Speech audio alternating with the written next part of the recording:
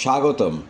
আজ আমরা ভ্রমণ করব জনকপুর ধামে, যেখানে প্রণয়িত হয়েছে একটি মহাকাব্যিক প্রেম কাহিনী, যেখানে প্রিয় দম্পতি রাম ও সীতার মধুর মিলন তথা বিবাহ ঘটেছিল। আমি এখন দাঁড়িয়ে আছি জনকপুরের জানকী মন্দিরে, অর্থাৎ মিথিলা রাজ্যে জনক রাজার দেশে সীতা দেবীর মন্দিরের সামনে। এই মন্দিরটিকে বলা হয় জানকী মন্দির। এই সুবিশাল মন্দির, যাকে নৌলখা মন্দিরও বলা হয়, এটি নির্মাণ হয়েছিল ভারতের মধ্যপ্রদেশের টিকমগড়ের রাজকুমারী বৃষভানু কুমারীর উদ্যোগে। মন্দিরের ঠিক পাশেই রয়েছে লক্ষণ মন্দির। তিনি প্রায় 9 লাখ টাকায় এই মন্দিরটি নির্মাণ করেন।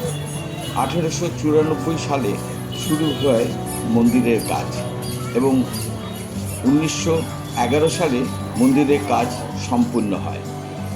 মন্দিরটি আর্কিটেকচার মূলত মুঘল, রাজপুত ও হিন্দু কলার অপূর্ব সংমিশ্রণ। এটি একটি জীবন্ত শিল্পকর্ম।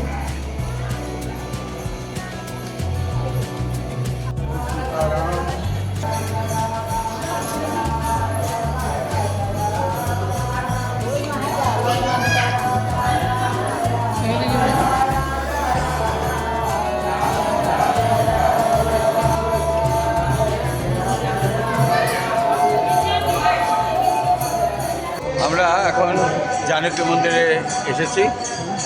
এই হচ্ছে পেছনেই জানকী মন্দির।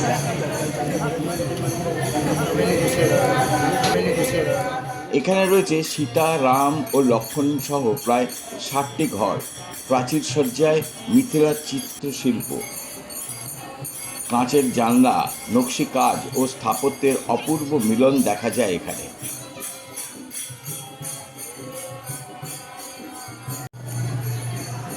জানকী মন্দিরের আশেপাশে অবস্থিত রাম মন্দির, লক্ষণ, হরি ও দুর্গা মূর্তি রাখা হয়।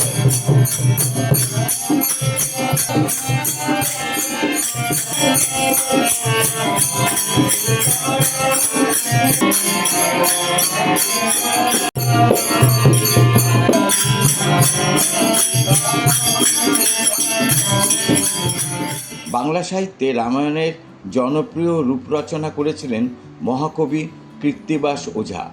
তার কাব্যে রাম সীতার কাহিনী মিশেছে ভক্তি, নৈতিকতা ও বাঙালির সহজ ভাষার মাধুর্যে। মিথিলার রাজা জনক ছিলেন এক ন্যায়পরায়ণ ও জ্ঞানী শাসক। কথিত আছে, জনক রাজা একদিন খেতে হাল চাষ করতে গিয়ে মাটির ভেতর থেকে এক অপূর্ব কন্যা শিশুকে খুঁজে পান।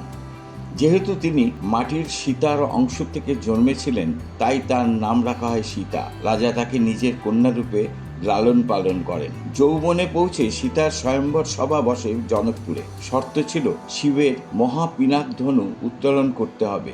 বহু রাজপুত্র চেষ্টা করেও ব্যর্থ হয়। শেষ পর্যন্ত অযোধ্যার রাজপুত্র রাম ঋষি বিশ্বামিত্রের সঙ্গে এসে ধনুক ভেঙে শর্ত পূরণ করেন। সেখানে সীতার সঙ্গে রামের বিয়ে সম্পূর্ণ হয়, যা ইতিহাসে এক অনন্য প্রেম ও ধর্মনিষ্ঠার প্রতীক হয়ে আছে। জানকী মন্দির থেকে মাত্র কয়েক মিনিট হাঁটার দূরত্বে অবস্থিত সেই পবিত্র স্থান, যেখানে রাম ও সীতার বিবাহ সংঘটিত হয়েছিল। এই বিবাহ মণ্ডপটি আজও শিলালিপিতে, ভাস্কর্যে এবং পুজোর মাধ্যমে স্মরণীয় করে রাখা হয়েছে। জানকী মন্দিরের আশেপাশে অবস্থিত রাম মন্দির, লক্ষণ, হরি ও দুর্গা মূর্তি রাখা হয়। এটি একটি প্যাগোডা শৈলী মন্দির, যা জানকী মন্দিরের মুঘল ও রাজপুতীয় স্টাইল থেকে পৃথক, কিন্তু একই ধরনের ঐতিহাসিক ও ধর্মীয় গুরুত্ব বহন করে। বছরের বিশেষ দিনে, যেমন বিবাহ পঞ্চমী, যেখানে রাম সীতার বিবাহ অনুষ্ঠান আয়োজিত হয়, রাম নবমী, সীতার নবমী এবং ঝুলন মেলা, এই স্থানের আচার অনুষ্ঠান এবং উৎসবগুলো ঐতিহ্য ও সততায় ভরপুর। এই হলো জানকী মন্দির, রাম সীতার বিবাহ মণ্ডপ এবং আশেপাশের মন্দিরগুলো উৎসর্গ। এটি শুধু একটি স্থাপত্য নয়, এটি বিশ্বাস, প্রেম, ঐতিহ্য আর মিথিলার সাংস্কৃতিক এক অম্লান অলোক পত্রিকা। আসুন এই মধুর প্রেম কাহিনী থেকে শিখি ধৈর্য, প্রেম এবং ধর্মীয় ঐক্যের শক্তি আমাদের পথে আলোক প্রকাশ করে।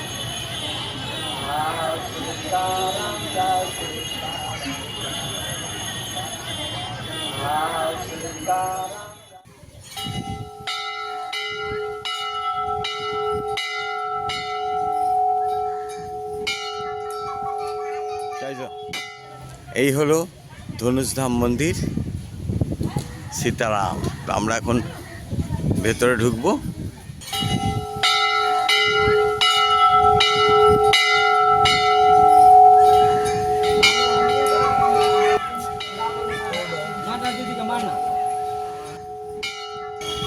কথিত আছে এইখানেই নাকি রাম যখন হরধনু ভঙ্গ করেছিলেন তার এক টুকরো এই স্থানেই পড়েছিল, তাই এই জায়গার নাম ধনুষধাম।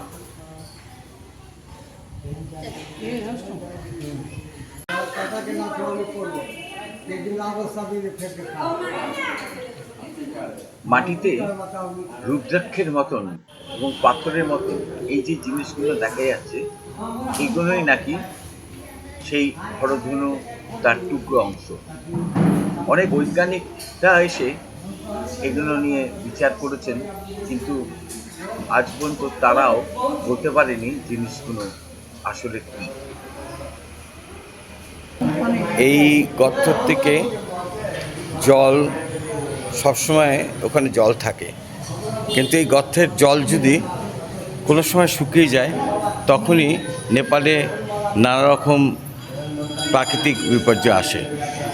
যখন নেপালে ভূমিকম্প হয়েছিল তখনও কিন্তু এখানে জল কিন্তু শুকিয়ে গেছিল। তাই কথিত আছে যদি এই জল একবারে শুকিয়ে যায় তবে পৃথিবী রসাতলে যাবে।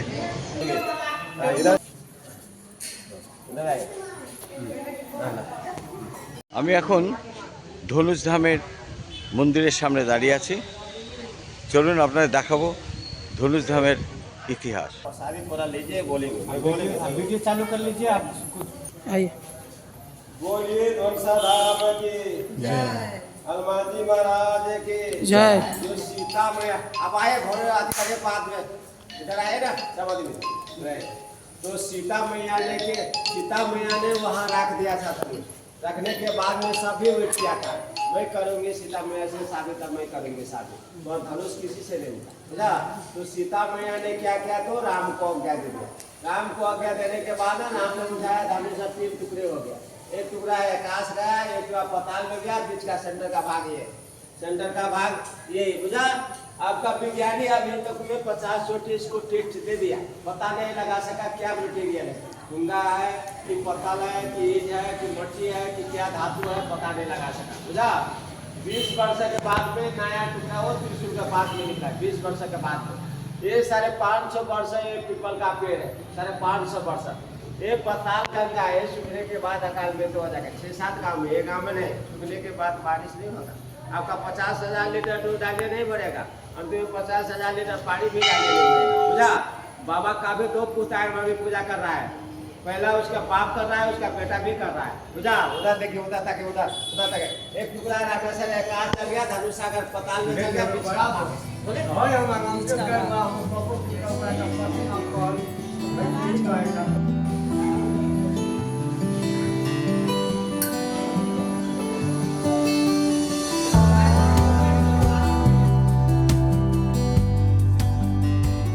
আমরা ধনুষধাম মন্দির দর্শন করে আমরা আবার এবারে ফিরে যাওয়ার রাস্তায় আমরা এরপরে দেখব পরশুরাম কুণ্ড।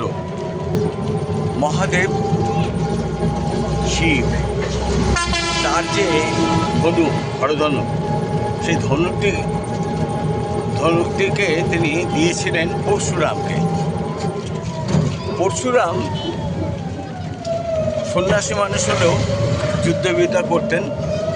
তা মহাদেবের ওই বিশাল ধনুক তিনি কি করলেন, জনক রাজাকে উপহার দিলেন। কিন্তু যখন জনক রাজা ঠিক করলেন সীতাকে বিয়ে দেবেন, তখন তার মনে পড়লো এই ধনুকটির কথা, এবং তিনি প্রচার করলেন যে একটি স্বয়ম্বর সভা তিনি ডাকছেন। সারা পৃথিবীর রাজা, মহারাজ এবং যুবরাজ তাদের সবাইকে তিনি আমন্ত্রণ জানালেন বললেন দেব দেবী যিনিই হন না কেন, তিনি যদি এই হরধনুটিকে ওই স্থান থেকে তুলতে পারেন, তার সাথে সীতার বিয়ে দেবেন তিনি। যে শ্রী রামচন্দ্র, অযোধ্যার যুবরাজ,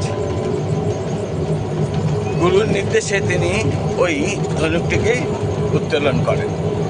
নিমেষে ধনুকটি তার এক আঙুলের চাপেতেই উঠে আসে এবং তিনি অনায়াসে ওই ধনুকে ছিঁড়ে পড়ান এবং জোরসে সেটাকে টান দেন। টান দিতেই সেটা ভেঙে 3 টুকরো হয়ে যায়। তো চলুন এবারে সেই পরশুরাম মন্দিরে আমরা যাব, পরশুরাম কুণ্ড দেখব, দেখে আমরা আরও এগিয়ে যাব। আমরা এখন পরশুরাম তালাব সেখানে এসে হাজির হয়েছি। এই হলো সেই পুকুর। পুকুরের মাঝে রয়েছেন দেবাদেব দেব মহাদেবের একটি মূর্তি, লিঙ্গ রয়েছে, দেখতে পাচ্ছেন। এখানে রয়েছে প্রচুর মাছ।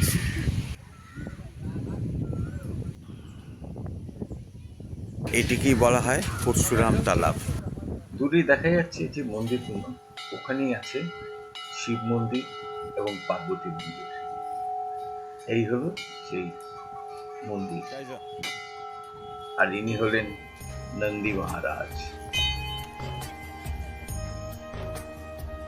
এই নন্দী মহারাজের ঠিক পেছন দিকে নবনির্মিত হচ্ছে হনুমানজির একটি কংক্রিটের বিশাল মূর্তি,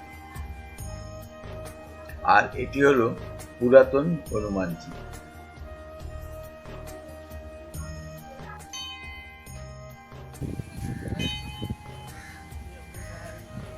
এই হলো দেবাদিদেব মহাদেব। আর এটা হচ্ছে মাতা পার্বতীর মন্দির।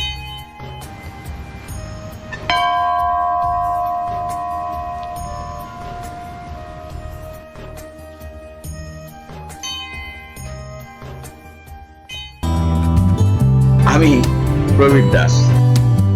আমি ঘুরছি নানা জায়গাতে আর ভিডিও তুলে আমার এই চ্যানেলে আপনাদের জন্য আপলোড করছি।